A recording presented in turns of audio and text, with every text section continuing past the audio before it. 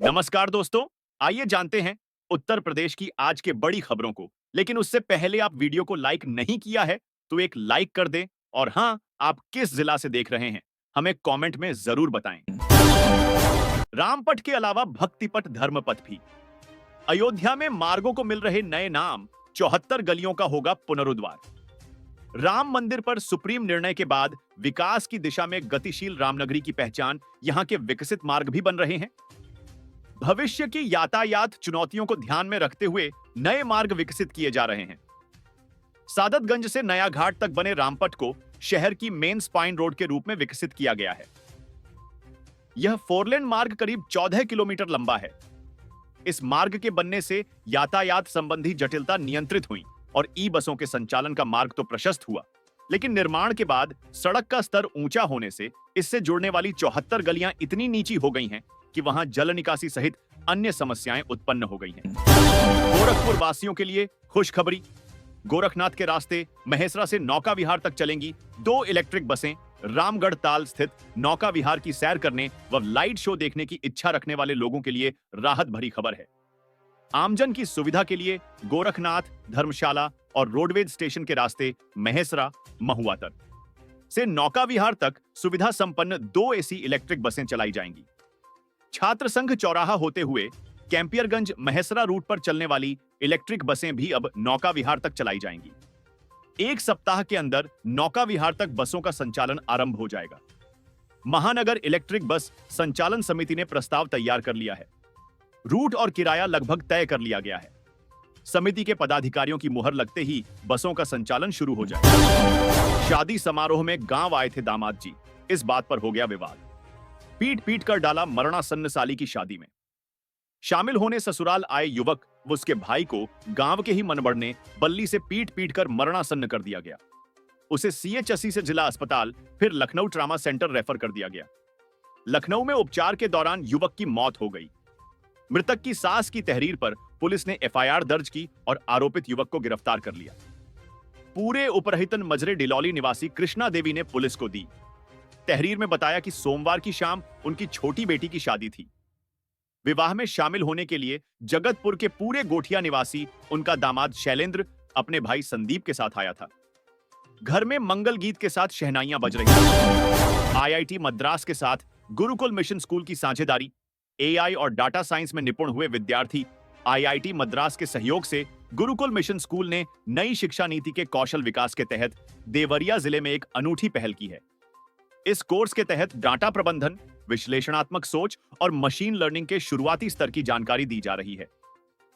छात्रों को डिजिटल माध्यमों और तकनीक की जानकारी देना 21वीं सदी के कौशल में उन्हें दक्ष बनाने की दिशा में महत्वपूर्ण है, जिसके तहत कक्षा 11वीं के 1 दर्जन विद्यार्थियों आर्टिफिशियल इंटेलिजेंस ए और डाटा साइंस में दक्ष हुए हैं।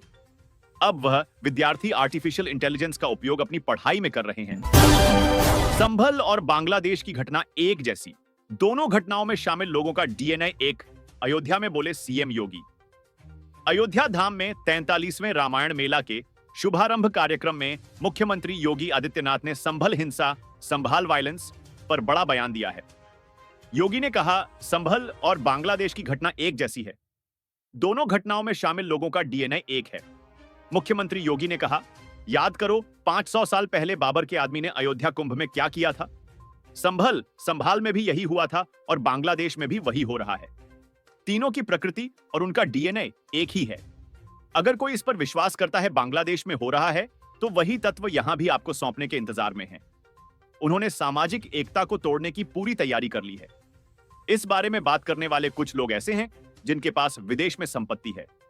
अगर यहां कोई संकट आएगा तो वे भाग जाएंगे और दूसरों को यहां मरने के लिए छोड़ देंगे। स्पाइस जेट का मुंबई व दिल्ली की उड़ान पर यू टर्न टिकट बुकिंग के बाद हो रही रद्द। अब हो रहा रिफंड। स्पाइस जेट ने शुक्रवार से गोरखपुर से मुंबई व दिल्ली के लिए सीधी उड़ान शुरू करने की घोषणा की थी, जिससे क्षेत्र के यात्रियों में उत्साह था। टिकटों की ऑनलाइन बुकिंग भी शुरू हो गई थी, लेकिन आखिरी समय में विमानन कंपनी ने इस उड़ान को रद्द कर दिया। अब टिकट बुक करने वाले यात्रियों को पैसे वापस किए जा रहे हैं।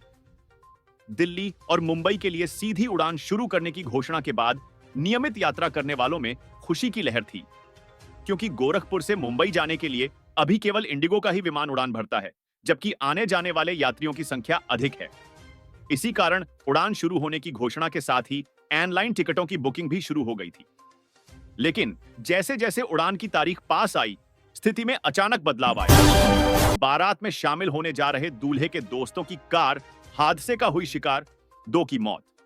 5 घायल। बारात में शामिल होने जा रहे दूल्हे के दोस्तों की कार अनियंत्रित होकर डिवाइडर से जा टकराई। इस भीषण हादसे में कार सवार 2 युवकों की मौत हो गई, वहीं 5 लोग गंभीर रूप से घायल हाए गए।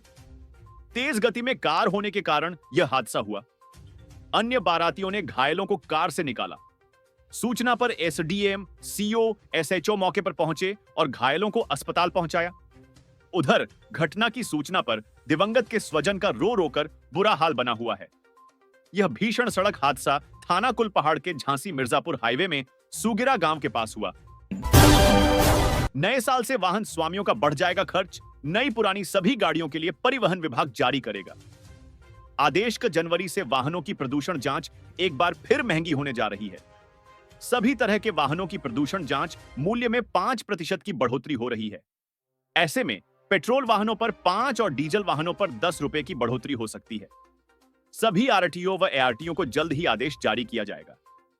वाहनों की प्रदूषण जांच नहीं होने के दशा में 10,000 रुपए का चालान करने के निर्देश हैं। डीजल, पेट्रोल, सीएनजी व एलपीजी से संचालित वाहनों को हर 6 माह में प्रदूषण की जांच करानी पड़ती है। पीयूसीसी पोर्टल पर नई दरें की जाएंगी। अपडेट। अपर परिवहन आयुक्त पुष्पसेन सत्यार्थी ने बताया कि प्रदूषण जांच का मूल्य बढ़ाने का प्रस्ताव भेजा है। अनुमोदन के बाद पीयूसीसी पोर्टल पर नई दरें अपडेट की जाएंगी। राजधानी में प्रदूषण की जांच के करीब 210 से अधिक केंद्र हैं। बिजली आपूर्ति के निजीकरण में हटाए जाएंगे संविदाकर्मी। विभाग दक्षिणांचल और पूर्वांचल विद्युत वितरण निगम के रिफॉर्म सुधार प्रक्रिया को लेकर उठ रहे तमाम सवालों पर पावर कारपोरेशन प्रबंधन ने एक बार फिर स्थिति स्पष्ट की है। प्रबंधन ने पीपीपी मॉडल अपनाए जाने पर सभी कार्मिकों के हितों को सुरक्षित बताते हुए कहा है कि संविदा कर्मियों को भी नहीं हटाया जाएगा। साफ किया है कि संविदा एजेंसियों के साथ किए गए अनुबंध रिफॉर्म के तहत भी बने रहेंगे। संभल हिंसा के उपद्रवियों पर कड़ी कार्रवाई हो, सीएम योगी का सख्त आदेश। प्रदेश में शांति व्यवस्था के लिए दिए निर्देश। संभल में हुई हिंसा की घटना को लेकर मुख्यमंत्री योगी आदित्यनाथ का रुख बेहद सख्त है। घटना को लेकर सरकार को घेरने व संभल जाने का प्रयास कर रहे विपक्षी दलों के नेताओं को भी बुधवार को योगी ने कड़ा संदेश दिया है। उन्होंने कहा कि गौतम बुद्ध नगर हो, अलीगढ़, संभल या अन्य कोई जिला, अराजकता फैलाने की छूट किसी को नहीं दी जा सकती है। कानून व्यवस्था की समीक्षा के दौरान योगी ने वरिष्ठ अधिकारियों से कहा कि संभल में हुई हिंसा में शामिल एक भी आरोपित बचना नहीं चाहिए। जिन लोगों ने सार्वजनिक संपत्ति को नुकसान पहुंचाया है, उसे ठीक कराने के खर्च की वसूली भी उन्हीं उपद्रवियों से की जाए। अराजकता फैलाने वालों को चिह्नित कर उनके पोस्टर लगाए जाएं और स्थानीय लोगों के सहयोग से उनकी पहचान कराएं। वोटों की फसल काटने संभल जाना चाहते हैं राहुल गांधी। यूपी के डिप्टी सीएम ब्रजेश पाठक ने कांग्रेस सांसद पर कसा तंज। संभल में मस्जिद के सर्वे को लेकर हुए बवाल के बाद विपक्षी दलों के नेता लगातार वहां जाने की जुगत में हैं। सपा के राष्ट्रीय अध्यक्ष अखिलेश यादव को रोके जाने के बाद अब बुधवार को कांग्रेस के पूर्व अध्यक्ष व नेता प्रतिपक्ष राहुल गांधी को भी वहां नहीं जाने दिया गया। विपक्षी दलों के आरोपों पर उप मुख्यमंत्री ब्रजेश पाठक ने करारा प्रहार किया और कहा कि राहुल गांधी संभल में वोटों की फसल काटने के लिए जाना चाहते हैं। अखिलेश यादव भी तुष्टीकरण की राजनीति करते हैं। उप मुख्यमंत्री ने कहा कि दोनों नेता प्रदेश की कानून व्यवस्था बिगाड़ना चाहते हैं और उन्हें आमजन से कोई सरोकार नहीं है। जनता भी इन दोनों नेताओं को बख्शेगी नहीं। संभल के अपराधी विपक्षी दलों से जुड़े हुए हैं। इस घटना की उच्च स्तरीय जांच हो रही है। सपा व कांग्रेस के नेता आमजन की भावनाओं के साथ खिलवाड़ करते हैं। आग में घी डालने के लिए संभल जाना चाहते हैं। यह सिर्फ राजनीतिक रोटियां सेंकना चाहते हैं। कानून को हाथ में लेने वालों को सरकार नहीं छोड़ेगी। हर हाल में प्रदेश में अमन चैन कायम किए जाने पर जोर दिया जा रहा है। कोतवाल के कंधों पर अखाड़ों का सुरक्षा तंत्र। शिविर लगते ही अखाड़ों में बनती है। कोतवाली अखाड़ों के भीतर अलग दुनिया है। अनूठी परंपराएं, नियम कायदे हैं। पद प्रतिष्ठा पाने वाले लोग अक्सर नियम का उल्लंघन करके कार्रवाई से बच जाते हैं, या यूं कहें कि उनके खिलाफ कार्रवाई की हिम्मत पुलिस प्रशासन नहीं जुटा पाता। अखाड़ों में ऐसा नहीं है। सामान्य महात्मा से लेकर अखाड़े के मुखिया आचार्य महामंडलेश्वर तक नियम कानून में बंधे हैं। कुंभ व महाकुंभ में अखाड़ों का शिविर लगते ही कोतवाली बनाकर कोतवाल नियुक्ति किए जाते हैं। इनके जिम्मे अखाड़े की आंतरिक सुरक्षा व्यवस्था रहती है। अखाड़े के भीतर आने जाने वाले संतों व हर व्यक्ति पर कोतवाल की पैनी नजर रहती है। इनकी अनुमति के बिना कोई अखाड़े के शिविर में प्रवेश नहीं कर सकता। 13 अखाड़ों में धर्म व गुरु के प्रति समर्पण, अनुशासन का पालन सर्वोपरि होता है। शिविर में अनुशासन बिगड़ने न पाए, उसकी जिम्मेदारी कोतवाल के ऊपर होती है। कोतवाली अखाड़े के गुरु कुटिया के पास स्थापित होती है, जिसके आसपास कोतवाल मौजूद रहते हैं। वहीं से पूरी छावनी की निगरानी करते हैं। कोतवाल अखाड़े की प्रत्येक मढ़ियों व नियम कानून के जानकार होते हैं।